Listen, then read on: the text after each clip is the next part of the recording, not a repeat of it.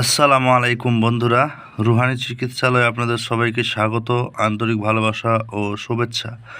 আশা করি সকলে ভালো আছেন। আমিও আল্লাহর বিশেষ রহমতে ভালো আছি।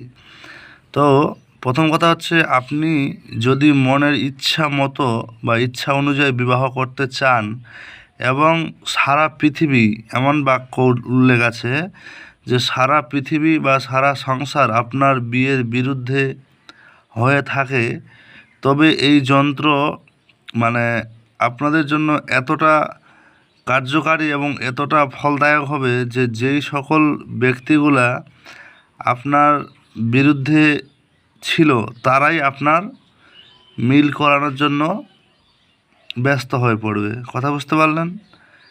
তো এই নকশা হচ্ছে সান বাংলা 1339 এবং ইংরেজি 1932 সাল।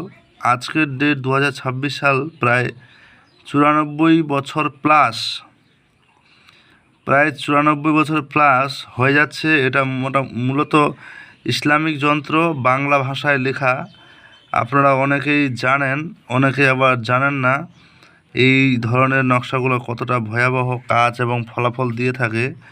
তো আজকে সবার উদ্দেশ্যেই, সবার মনের ইচ্ছা কামনা অনুসারে অনুযায়ী আজকের এই ভিডিওটা নিয়ে আসা হলো। আজকের ভিডিওটা দেখে আপনারা আশা করি 100 জনের মধ্যে 100 জন ব্যাচেলার আছে, তার মধ্যে যারা 50% মানুষ কিন্তু প্রেমে আসক্ত। নর্মালি, আমি বেশি বলবো না, কম বলছি। আমাদের দিকে যদিও 100-র মধ্যে 95টাই আসক্ত, হতে পারে আপনার দিকে 50%, তবুও আছে।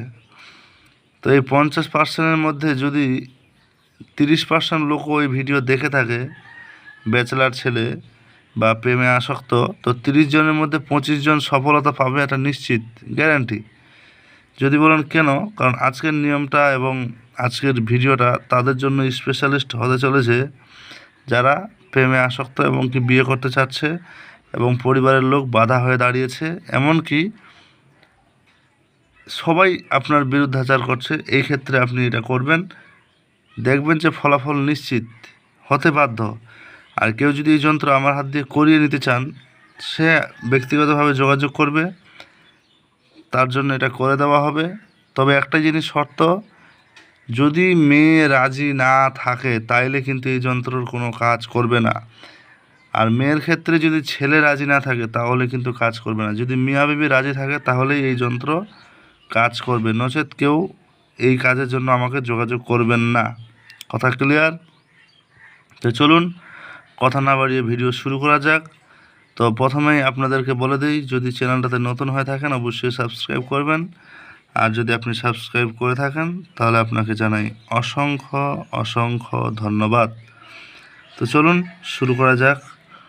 এই হচ্ছে নকশা, আগে দেখে নিন। দেখতে পাচ্ছেন? আশা করি নকশার মধ্যে আপনারা কোনো ত্রুটি, কোনো ভুল বুঝতে পারছেন না। আশা করি সব কিছু ক্লিয়ার বুঝতে পারছেন। তো চলুন, আপনার ধৈর্যের সীমা শেষ। আপনারা এখন ধৈর্য আপনাদের অতিক্রম। এবার যন্ত্রটার নিয়মটা জানুন। প্রথম কথা হচ্ছে, যন্ত্রটা ভোজপত্রের উপর লিখবেন। এটা হচ্ছে লাজমি বা বাধ্যতামূলক। ভোজপত্রের উপর লিখবেন কি দিয়ে? কস্তুরী আর কেশর। ভালো করে বুঝেন, কস্তুরী আর কেশর। কস্তুরী আর কেশর দিয়ে লিখে মুখ বন্ধ করে দিবেন। ভুল বললাম, কেশর ও কস্তুরী দিয়ে ভোজপত্রে যন্ত্রটা লিখবেন। লেখার পর এই যে নিচে আপনাদেরকে দেখাই, এই জায়গায়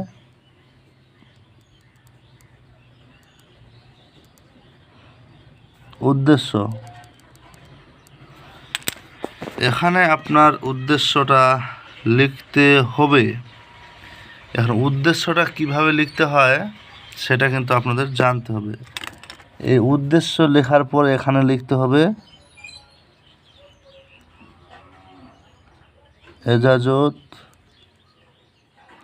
নামা। এখন এর এজাজত নামাটা কি, এটা অবশ্যই আপনারা আপনাদের ব্যক্তিগত গুরুর কাছ থেকে পাবেন। এটা আপনাদের উপর। আর উদ্দেশ্য যেটা লেখার নিয়ম সেটা বলতে হবে, মানে লিখতে হবে, অমুকের কন্যা অমুক বা অমুকের পুত্র অমুককে আমার সহিত মানে বিবাহের জন্য,